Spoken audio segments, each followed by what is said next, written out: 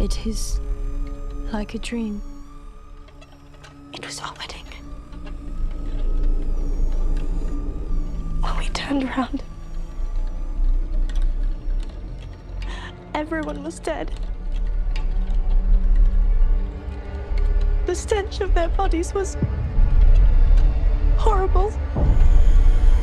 Standing before me was death. But I'd never been so happy.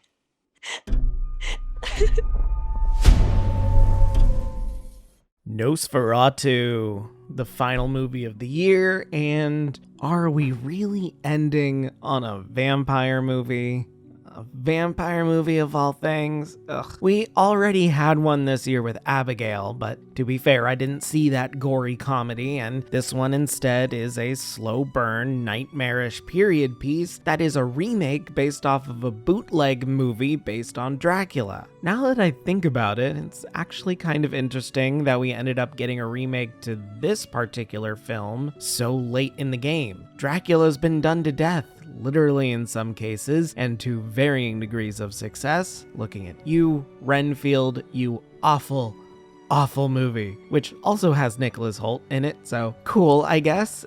Also Last Voyage of the Demeter there, just in the last couple years alone. So it's just strange to me that a Nosferatu remake hasn't been attempted by mainstream directors yet. And now, 102 years later, they have Robert Eggers tackle it? The guy behind The Witch and The Lighthouse? Alright, sure.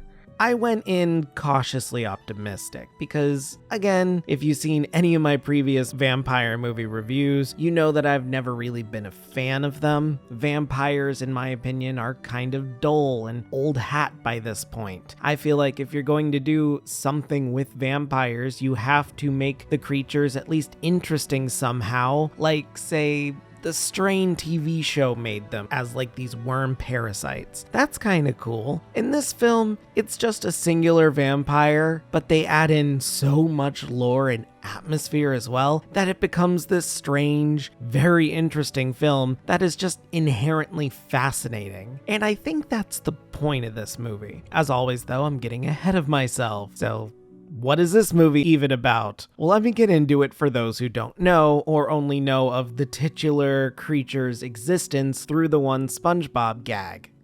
Wait! If that was you on the phone and you on the bus, then who was flickering the lights?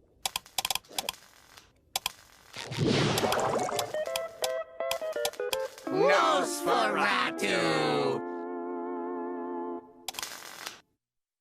Nosferatu, this 2024 movie, is a remake of one of the first films ever made, and the first vampire film ever made, way back 102 years ago in 1922, under the title Nosferatu, A Symphony of Horror. It is a silent film that was made explicitly as a German knockoff to Dracula, for some reason, by keeping most of the story the same and changing the names around. This new remake follows that bootleg story almost exactly, but does add in a lot more filler and other characters. The story is simple enough, following a real estate agent being summoned to the castle of a strange, misshapen man known as Count Orlock, who, surprise surprise, is really a vampire, and becomes infatuated with the real estate agent's wife, seeking to bed her for his own. Dun dun dun. Immediately, I want to give this remake props for having its own identity visually. It's dark and dull and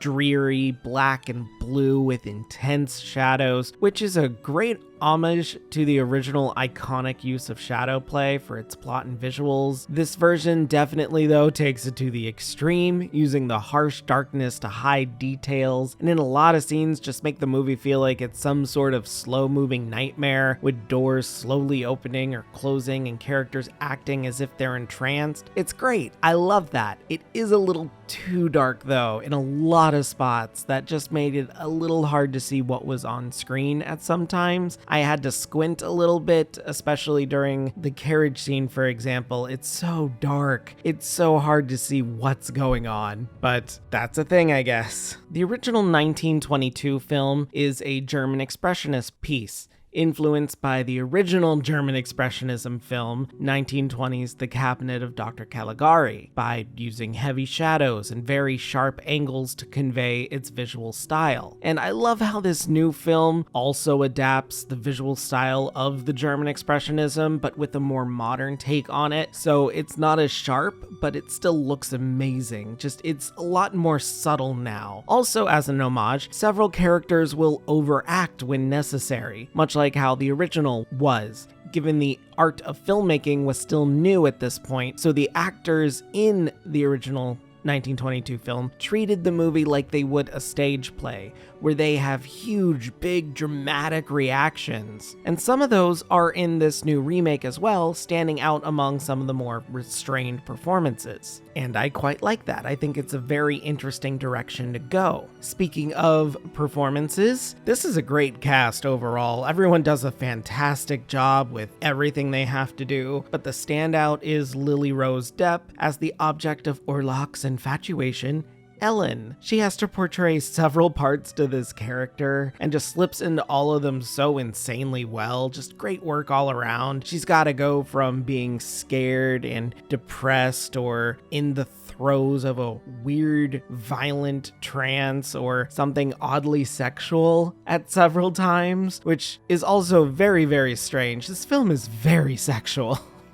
So that's fun. Anyway, her husband, the real estate agent Thomas, is played by Nicholas Hoult, and he's alright, I guess. He's fantastic when he's acting scared out of his mind or entranced, which is thankfully most of the movie. A few times he's not scared or entranced, and he's just kind of okay. He's a kind of a blundering man, so it's just kind of interesting. I was a little hesitant though when I heard that Bill Skarsgård was going to be Nosferatu himself, Count Orlock, and geez, the amount of makeup on this man is ridiculous. He just can't stop taking acting roles where they have to slap him full of makeup and prosthetics.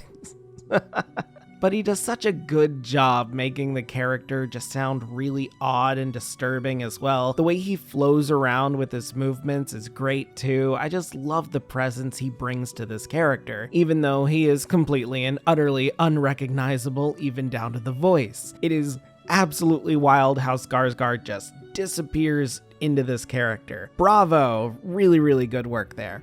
Lastly, I do want to point out Willem Dafoe, who is just alright in this movie as the professor of the occult, but I feel like he just has too many scenes and way too many lines of dialogue. I feel he's way too noticeable as Willem Dafoe, and people saw him in The Lighthouse and really want him to have more roles, and he does a great job here. I just think he's given way too much that it's distracting and detracts from everything else. So, I would have toned that down just a little bit. Speaking of, the story here is long.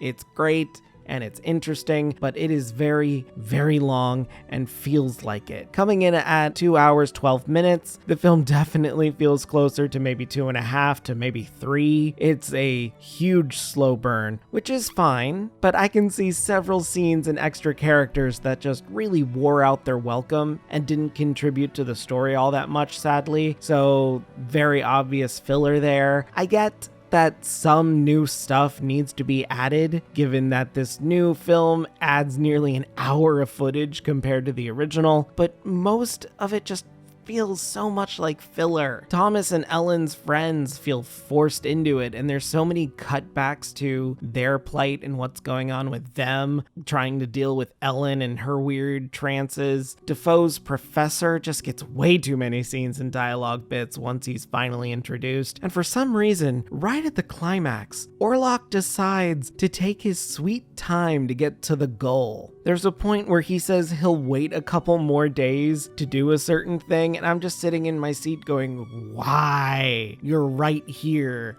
It doesn't make much sense in context. Just do the thing you're gonna do, or break people down further without imposing a weird time limit. It's just very distracting, and it made the film feel just that much longer. Overall, I think it's a very, very solid film with an amazing visual flair and something that finally returns vampires to what they should have always been in movies. They should be mysterious, dreamlike boogeymen if you're not gonna go the monster route. You should fear their shadows just as much as the actual beast. And this film nails that. It's really good, but it just gets a little too heavy-handed in its additions that it kind of loses the plot a few times. It does get back on track relatively quick once the meandering bits are done, but it's still very noticeable and takes you out of the film and therefore makes the film feel much longer than it really is. So if I were to make the movie a little better, I'd speed it up a bit. I'd cut out some of the professor's lines and give more scenes to Ellen and Thomas, because frankly, they just don't have a lot of scenes together, surprisingly. I kind of figured with the new added scenes we'd be able to explore their relationship a bit more, but you really don't. They're just kind of like, oh, we love each other, oh, we're newlyweds, but you never get to see how they got together or why they really adore each other so much. It's just kind of there. There's a new backstory for Ellen, but that is also barely explored, just talked about. That feels very odd. I feel like that could have been expanded on, and instead we get full-on sequences with their friends and the professor getting so many additional scenes that don't contribute anything. Maybe I would add more scenes of Orlock going full vampire dream monster mode. Those are honestly the coolest parts of this movie, and I feel they could use as many of them as possible. It's still a great time overall, and if you're looking for an eerie, atmospheric film laced with sexual desire and fear at the same time, I think you should give this a watch. Just don't take your family to see it, no matter if your kids recognize Nosferatu from SpongeBob. Don't do that, that'd be a mistake. So ultimately, Nosferatu gets an 8 out of 10 from me. Hey guys, thanks for sticking around for another one. Final movie of the year, 2024 is gone. I am actually recording this on the day after. I am tired. I was up so late. But hey, 2025 is coming, and I just really want to real quick go over various plans I have for this channel. I'm going to continue doing these reviews. I might do a top 10 best of the year, top 10 worst. I don't know. I might think of something else to do. I don't really know any other movies coming in January, but there's a whole bunch of ones that I'm interested in coming out throughout the year, so I'll focus on that. I might have some more long form stuff for you guys. I have some more time at the moment, so I might be able to be a little more creative. I actually sent in a screenplay that I'm waiting to get info back from, and maybe I'll go forward with something like that. Who knows? I could end up directing a whole-on fan movie or something. That'd be cool. I would love to do that. Also be on the lookout for more music. I have several things in the works right now, but I'll let you guys know all about that later on. I hope you all had a great 2024. I hope we all have a great 2025. Don't forget to like the video, click that subscribe button, and ring that bell if you haven't. I really need it to grow. Comment below, even if you just say that you like the video or you hate the video. I don't care. The engagement really helps me, so please do that. And I think that's it for now. So yeah, have a great day, and if you're not, have a better one. And also, have a great year, and if you didn't, have a better one this year. See ya.